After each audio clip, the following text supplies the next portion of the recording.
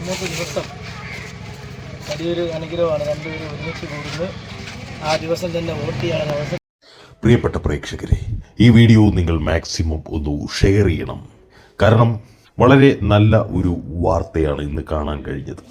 ഇന്നത്തെ ദിവസത്തിന്റെ പ്രത്യേകത അറിയാമല്ലോ. ഇന്ന് തെരഞ്ഞെടുപ്പായിരുന്നു.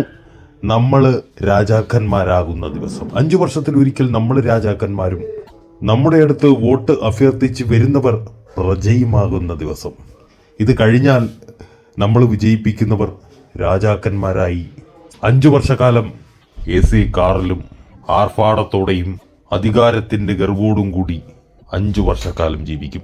ഇന്നത്തെ ഒരു ദിവസം മാത്രമാണ് നമുക്ക് ഏറെ പ്രധാനപ്പെട്ട ദിവസം.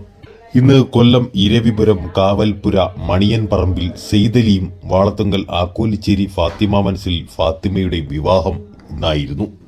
ഈ വിവാഹ ദിവസം തന്റെ പ്രിയതമനോട് ആ പെൺകുട്ടി ആവശ്യപ്പെട്ടത് തന്റെ വോട്ട് പാഴാക്കാൻ അനുവദിക്കരുത്, എന്നെ വോട്ട് ചെയ്യാൻ അനുവദിക്കണം എന്നായിരുന്നു. അങ്ങനെ ആ പെൺകുട്ടി ഇന്ന് തന്റെ പ്രിയപ്പെട്ടവന്റെ കൈപിടിച്ച് കല്യാണശേഷം ആക്കോലിൽ പോളിംഗ് ബൂത്തിലേക്കാണ് എത്തിയത്. ഒട്ടും വൈകാതെ പെൺകുട്ടി കല്യാണ വേഷത്തിൽ തന്നെ പോളിംഗ് ബൂത്തിലെത്തി തന്റെ വോട്ടവകാശം നിർവഹിച്ചു.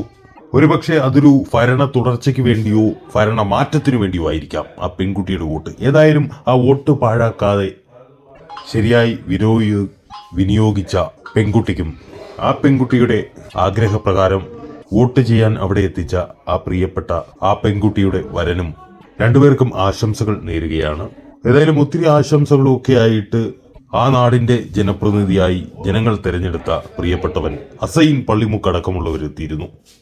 ഏതായാലും പ്രിയപ്പെട്ട പ്രേക്ഷകർ, ഈ വീഡിയോ മാക്സിമം ഒന്ന് ഷെയർ ചെയ്തേക്കണം.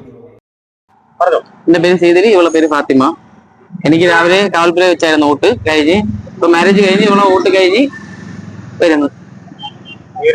കല്യാണ വേഷത്തില് വോട്ട് ചെയ്യാൻ വന്നപ്പോ വളരെയധികം സന്തോഷമുണ്ട്. എന്താണ് നിങ്ങൾക്ക് പറയാനുള്ളത്? പറയാനുള്ളത് എല്ലാവരും വളരെയധികം സന്തോഷമുണ്ട്. അത്ര